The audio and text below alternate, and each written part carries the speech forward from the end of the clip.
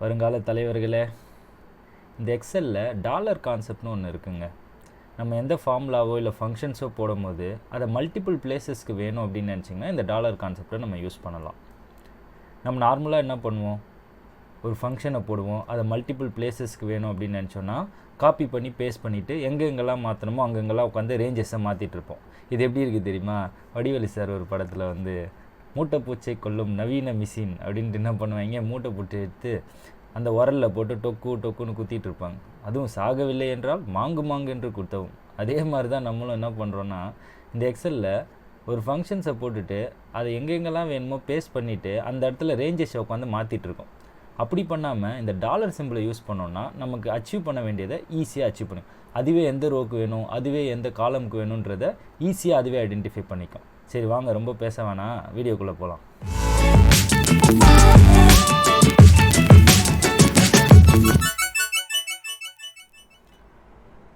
இந்த டாலர் கான்செப்டை அண்டர்ஸ்டாண்ட் பண்ணிக்கிறதுக்கு ஒரு 3 மெத்தட் இருக்குங்க. என்ன சொல்லுவாங்க அப்படின்னா, relative reference, absolute reference, mixed reference. இந்த 3 ரெஃபரன்ஸை எப்படி யூஸ் பண்ணுறதுன்னு தெரிஞ்சுட்டா இந்த டாலர் கான்செப்டை நம்ம வந்து பக்காவாக யூஸ் பண்ணிக்கலாம். ஃபஸ்ட் எடுத்தோன்னே ரிலேட்டிவ் ரெஃபரன்ஸ். ரிலேட்டிவ் ரெஃபரன்ஸ்லாம் ஒன்றும் இல்லை, நம்ம நார்மலாக டே டு டே லைஃப்பில் யூஸ் பண்ணுறது தான். இதை அண்டர்ஸ்டாண்ட் பண்ணிக்கிறதுக்காக எக்ஸ்பிளைன் பண்ணுறேன். இப்போ நமக்கு நார்மலாக இங்கே ஒரு சேலரி இருக்குது, இங்கே ஒரு இன்சென்டிவ் இருக்குது. இது ஆட் ஆகி இங்கே வரணும்னு நினைக்கிறோம் அப்படின்னா நம்ம என்ன பண்ணுவோம், ஆல்ட் ஈக்குவல்ட்டுன்னு ஒரு ஷார்ட்கட்டை கொடுத்தோம் அப்படின்னா இதுவே சம் பண்ணி என்ன பண்ணிவிடும், என்ட்ரு அடிச்சோன்னா நமக்கு வந்து இதோட டோட்டல் வந்துடும். இப்போ இதே வந்து எல்லாத்துக்கும் எனக்கு ஃபார்முலா அப்ளிகபிள் ஆகும்னா நம்ம நார்மலாக என்ன பண்ணுவோம், டவுன் பண்ணி கண்ட்ரோல் டி கொடுப்போம், இல்லைனா ட்ராக் பண்ணி இழுத்து விடுவோம்.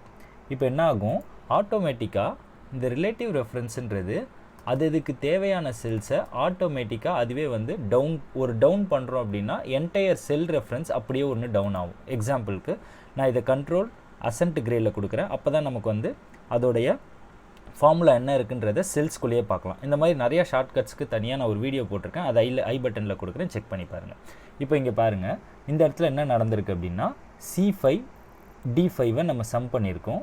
இப்போ நான் நெக்ஸ்ட்டுக்கு போடும் போது அது என்ன ஆயிருக்கு அப்படின்னா D5லேருந்து C6 D6 அப்படின்ட்டு ஆட்டோமேட்டிக்காக மாறிச்சு. ஏன் அப்படின்னா நான் ஒரு அதே ஃபார்முலாவை ஒன்று டவுன் பண்ணியிருக்கேன். அப்படி போகும்போது 1 by 1 அப்படியே டவுன் ஆகிட்டே போயிடுச்சு. இதுதான் வந்து ஆட்டோமேட்டிக்காக அதுவே அதோட ரிலேஷனை ஐடென்டிஃபை பண்ணி ரிலேட்டிவ் ரெஃபரன்ஸாக நமக்கு கொடுத்துரும். இப்போ நம்ம அப்சல்யூட் ரெஃபரன்ஸ்னால் என்னென்னு பார்க்கலாம். ரிலேட்டிவ் ரெஃபரன்ஸ்னால் அதுக்கேற்ற மாதிரி கரஸ்பாண்டிங்காக அதோட இன்சென்டிவ் கொடுத்துட்டாங்க, நம்ம ஆட் பண்ணி சொல்லிட்டோம். இந்த இடத்துல அப்சல்யூட் ரெஃபரன்ஸில் என்ன பண்ணியிருக்காங்கன்னா நமக்கு இன்சென்டிவ் எல்லாருக்கும் சேம் தான். அப்படின்ற போது நம்ம என்ன பண்ணுறோம், நார்மலாக நமக்கு தெரிஞ்ச ஃபார்மேட்டில் இதையும் ப்ளஸ் இதையும் ஆட் பண்ணுறோம். ஓகேங்களா, சேலரியும் இன்சென்டிவும் ஆட் பண்ணிட்டோம். அப்போது நமக்கு அவுட்புட் கிடச்சிருச்சு. இதே மாதிரி நான் எல்லா நேம்ஸ்க்குமே நான் வந்து ரிப்ளிகேட் பண்ணணும்னு நினைக்கிறேன் அப்படின்னா நான் என்ன பண்ணுவேன், நமக்கு தெரிஞ்ச ஃபார்மேட்டில் எல்லாத்தையும் ட்ராக் பண்ணி கண்ட்ரோல் டி கொடுப்பேன். இங்கே பார்த்தோன்னா அது வந்து தப்பாக வருது. ஏன் அப்படின்னா சொன்ன மாதிரி ஒரு ட்ராக்கிங் நடக்கும்போது ஆட்டோமேட்டிக்காக ஒரு செல்லும் அப்படியே டவுன் ஆகிட்டே போகும். இப்போ இந்த இடத்துல இந்த 6ல் தான் இருக்கணும், நமக்கு 7ல் போயிடுச்சு. அந்த இடத்துல நமக்கு ரிலேட்டிவ் ரெஃபரன்ஸில் அப்படி தான் போகணும், அதனால அது ஆட்டோமேட்டிக்காக போயிடுச்சு. இந்த இடத்துல எனக்கு டிஃபால்ட்டாக என்னுடைய இன்சென்டிவ் வந்து C6ல் இருக்க வேல்யூ மட்டும்தான். அப்படி இந்த மாதிரி எனக்கு வந்து அது வந்து மூவ் ஆகக்கூடாது, கான்ஸ்டண்ட்டாக அதே வேல்யூவை ரிப்ளிகேட் பண்ணணும்னு நினைக்கிறீங்க அப்படின்னா அந்த டைமில் தான் இந்த டாலர் சிம்பிள் யூஸ் ஆகும். இப்போ இந்த டாலர் சிம்பிள் போடும்போது இந்த C6 மட்டும் எனக்கு வந்து மூவ் ஆகக்கூடாது, ரன்னிங் ஆகக்கூடாது. இப்போ இந்த C9ன்றது ரன்னிங் ஆகணும். ஏன் அப்படின்னா அது வந்து C10க்கு போனால் தான் அதோடைய கரஸ்பாண்டிங் சேலரி இருக்குது. பட் இந்த C6ன்றது மூவ் ஆகக்கூடாது. ஏன் அப்படின்னா எனக்கு டிஃபால்ட்டாக 1230 அந்த அமௌண்ட் தான் வந்து எல்லாருக்குமே இன்சென்டிவ். அதனால அந்த செல்லை மட்டும் அந்த C6 மட்டும் நான் செலக்ட் பண்ணிவிட்டு ஃபங்க்ஷன் கீ 4 கொடுங்க, F4 அப்படின்னு கொடுத்தீங்க அப்படின்னா இந்த இடத்துல Cக்கு ஒரு டாலரு, 6க்கு ஒரு டாலர் வந்துடும். இந்த ரெண்டுமே என்ன டிஃப்ரென்ஸுன்றது நெக்ஸ்ட்டு நான் மிக்ஸ்டர் ரெஃபரன்ஸில் சொல்கிறேன். இப்போதைக்கு இந்த C6ஐயும் நம்ம அப்படியே என்டையராக வந்து செலக்ட் பண்ணி F4 கொடுத்தோம் அப்படின்னா ரெண்டுத்துக்குமே டாலர் வந்துடும். ஓகேங்களா, இப்போது ஓகே அடிச்சிடும். இப்போது இந்த இடத்துல நம்ம வந்து அப்படியே இதை வந்து கண்ட்ரோல் டி கொடுத்தோம் அப்படின்னா இப்போது நமக்கு அந்த C6ன்ற அந்த ரேஞ்ச் வந்து மாறாது, அந்த செல்லுன்றது நமக்கு மாறவே மாறாது. எப்போ நம்ம பாயிண்ட் பண்ணாலும் அது வந்து அந்த C6ஐ வந்து மூவ் பண்ணிக்காது. அதுக்கு தான் இந்த டாலர் கான்செப்ட். இது நமக்கு அப்சல்யூட் ரெஃபரன்ஸ் அப்படின்ற மாதிரி மீன் பண்ணுவாங்க. இப்போ வாங்க மிக்சட் ரெஃபரன்ஸ்னால் என்னென்னு பார்த்துருவோம். என்கிட்ட காலம்லேயும் கொஞ்சம் வேல்யூ இருக்குது, ரோல்லையும் கொஞ்சம் வேல்யூ இருக்குது. ஒரு சேலரி கொடுத்துருக்காங்க, ஜானுக்கு ஒரு இன்சென்டிவ், ஃபெப்புக்கு ஒரு இன்சென்டிவ், மார்ச்சுக்கு ஒரு இன்சென்டிவ். இந்த மாதிரி மல்டிபிள் ரோஸ்க்கு காலம்ஸ்க்கு நமக்கு வந்து வேல்யூஸ் இருக்குது. அது அதோடைய கரஸ்பாண்டிங் வேல்யூவோட நமக்கு ஆட் பண்ணோம் அப்படின்னு நினைக்கிறோம் அப்படின்னா நம்ம நார்மலாக என்ன பண்ணுவோம், ஈக்குவல் டு இந்த வேல்யூ ப்ளஸ் இந்த வேல்யூ கொடுத்துட்டு நம்ம ஓகே அடிச்சிடுவோம். இப்போ என்ன ஆச்சு அப்படின்னா ஆன்சர் கரெக்டாக வந்திருக்கு. இப்போ நான் எல்லாத்தையும் வச்சு கண்ட்ரோல் டி கொடுக்குறேன் அப்படின்னா இந்த இடத்துல ஆன்சர் தப்பாக இருக்குது. ஏன் அப்படின்னா நம்ம சொன்ன மாதிரி இந்த செல் வந்து மூவ் ஆகிட்டுருக்கு. நமக்கு எதில் பாயிண்ட் ஆகிருக்கணும், D8ல் பாயிண்ட் ஆகிருக்கணும். ஆனால் நமக்கு என்ன ஆகுதுன்னா D9 போயிருக்கு. இதுதான் கான்ஸ்டன்ட் வேல்யூ எல்லாத்துக்குமே. ஸோ அப்போ நான் என்ன பண்ணுறேன், எனக்கு தெரிஞ்ச ஃபார்மேட்டில் இதை எடுத்து நான் வந்து F4 கொடுத்து டாலர் பண்ணி லாக் பண்ணிடுறேன். இப்போ லாக் பண்ணதுக்கப்புறம் நான் கண்ட்ரோல் டி கொடுக்குறேன். எனக்கு என்னாச்சு அப்படின்னா எல்லாத்துக்கும் வந்து ஆன்சர் வந்து கரெக்டாக வந்துருச்சு. இந்த இடத்துல மூவ் ஆகிருக்கு, இந்த இடத்துல மூவ் ஆகலை. ஏன் அப்படின்னா நம்ம டாலர் சிம்பிள் போட்டுட்டோம். ஓகே, இப்போது இதே இடத்துல நான் வந்து எனக்கு ஃபெப்ரவரிக்கு வரணும் அப்படின்னு நினைக்கிறேன் அப்படின்னா இதை அப்படியே கண்ட்ரோல் பண்ணி நான் கண்ட்ரோல் R கொடுக்குறேன் அப்படின்னா எனக்கு ஆன்சர் வந்து பார்த்திங்கன்னா தப்பாக வருது. ஏன் அப்படின்னா இந்த இடத்துல மூவ் ஆகிடுச்சு. அப்போது அதையும் நான் மூவ் பண்ணக்கூடாதுன்னு நினச்சி இங்கே டாலர் போட்டேன் அப்படின்னா எனக்கு கீழே எல்லாமே இதே தான் பாயிண்ட் ஆகிடும். இது ரெண்டுமே லாக் ஆன மாதிரி ஆகிடும். அப்போது பார்ஷியலாக லாக் பண்ணும், பார்ஷியலாக மூவ் ஆகணும். அந்த மாதிரி வரும்போது நம்ம என்ன பண்ணுறோம் அப்படின்னா இப்போ தான் நமக்கு வந்து இந்த மிக்சட் ரெஃபரன்ஸுன்றது வரப்போகுது. நார்மலாக என்ன ஃபார்முலா போடுறோம், இது ப்ளஸ் இது. ஓகேங்களா? ஸோ இப்போ நமக்கு தெரிஞ்சது D8 C9. இதை பார்ட் பை பார்ட்டாக பிரிச்சுக்கிறேன் அண்டர்ஸ்டாண்ட் பண்ணிக்கிறதுக்கு. D8ன்றது ஒரு வேல்யூ, D8 C9. இப்போ இதை 4ஆக கன்சிடர் பண்ணிக்கோங்க, 2 ரோ 2 காலம். இந்த D8ன்றது காலம் D ரோ 8 அதுதான் மீன் பண்ணுது. ஸோ இந்த இடத்துல Dன்றது ஒன்று, 8ன்றது ஒன்று, Cன்றது ஒன்று, 9ன்றது ஒன்று. ஓகேங்களா? இப்படி 4ஆக பிரிச்சுட்டேன். இப்போ தான் நம்ம என்ன பண்ண போகிறோன்னா கொஞ்சம் டீட்டெயிலாக எது மூவ் ஆகணும் எது மூவ் ஆகக்கூடாது அப்படின்றத ஐடென்டிஃபை பண்ண போகிறோம். எது மூவ் ஆகணுமோ அதுக்கு நம்ம வந்து எதுவுமே யூஸ் பண்ண போகிறது இல்லை. எது மூவ் ஆகக்கூடாதோ அதுக்கு அந்த டாலர் சிம்பிளை மட்டும் ஃப்ரண்ட்டில் போட போகிறோம். இப்போ பாருங்கள், இந்த இடத்துல D8 இருக்குது. இப்போ இந்த D8ன்றது எது அப்படின்னா இதுதான் D8.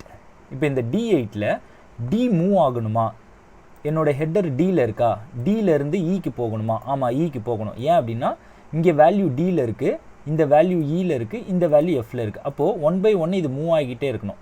அப்போது இதை நான் டிஃபால்ட்டாக Dனே போட்டுடுறேன். இந்த இடத்துல 8 மூவ் ஆகணுமா அப்படின்னு நான் பார்க்குறேன், இங்கே வைக்கிறேன். இங்கே வச்சேன் அப்படின்னா இந்த இடத்துல 8லேருந்து 9க்கு வரணுமா, வரக்கூடாது. 10க்கு வரணுமா, வரக்கூடாது. என்னோடய வேல்யூ எல்லாமே 8ல் தான் இருக்குது. அப்போ எனக்கு வந்து 8ன்றது மூவ் ஆகக்கூடாது. அதனால நான் என்ன பண்ணிக்கிறேன்னா $8. ஸோ Dக்கு எனக்கு மூவ் ஆகணும். ஏன் அப்படின்னா என்னோடய ஹெட்டர் Dலேருந்து Eக்கு போகுது, Eலேருந்து Fக்கு போகுது. பட் என்னுடைய ரோ வந்து மாறலை. ஏன்னா 8லேயே தான் எல்லா வேல்யூமே இருக்குது தவிர 9க்கு எந்த வேல்யூமே வரல. அதனால Dயை டாலர் போடல, 8 மட்டும் நான் டாலர் போட்டிருக்கேன். இப்போ அதே கான்செப்ட் தான் C9. C9ன்றது என்னது, இந்த இடத்துல சேல்ரி. இப்போது இந்த இடத்துல ஃபஸ்ட்டு C இருக்கா, ஸோ C மூவ் ஆகுதான்னு பார்க்கணும். Cன்றது Cலேருந்து நமக்கு Dக்கு போகணுமா, போகக்கூடாது. Eக்கு போகணுமா, Fக்கு போகணுமா, எதுக்குமே போகக்கூடாது. என்னோடய வேல்யூஸ் எல்லாமே Cயில் தான் இருக்குது. அப்போது நான் Cக்கு முன்னாடி டாலர் போட்டுக்கிறேன்.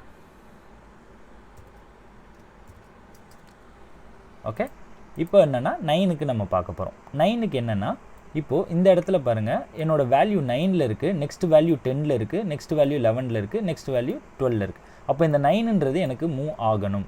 அதனால நான் 9 போட்டுக்கிறேன். அதுக்கு எதுக்குமே நான் யூஸ் பண்ணல. இப்போ இந்த டாலர் சிம்பிள் போட்டோம் அப்படின்னா அந்த வேல்யூஸ் எல்லாம் மூவ் ஆகாதுன்னு அர்த்தம். இப்போ இந்த Dயில் 8க்கு மட்டும் நான் நமக்கு டாலர் போடணும். இந்த இடத்துல போயிட்டு 8க்கு மட்டும் செப்பரேட்டாக டாலர் போடலாம். அப்படி இல்லைனா இந்த செல்லையே செலக்ட் பண்ணிவிட்டு 2 வாட்டி நீங்கள் வந்து F4 கொடுத்தீங்க அப்படின்னா ஒன்றுக்காக டாலர் அது வந்து அப்ளிகபிள் ஆகும். நீங்கள் அதுலேயும் போடலாம். பெஸ்ட் வே நீங்கள் வந்து 8க்கு முன்னாடி டாலர் போட்டுக்கலாம். அதுக்கப்புறம் C9ல் Cக்கு மட்டும்தான் நம்ம டாலர் போடணும். ஸோ Cக்கு முன்னாடி வச்சு நான் வந்து டாலர் போட்டுக்கிட்டேன். இப்போது நான் ஒரு ஃபார்முலா தான் போட்டிருக்கேன்.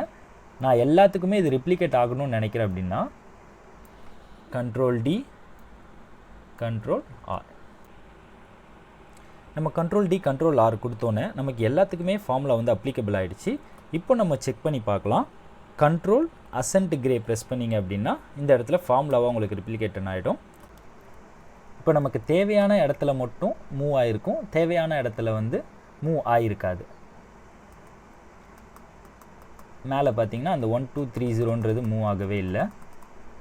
ரைட்டில் போகும்போது இந்த சேல்ரின்றது மூவ் ஆகலை, நமக்கு இன்சென்டிவ் மட்டும்தான் மூவ் ஆகிருக்கு.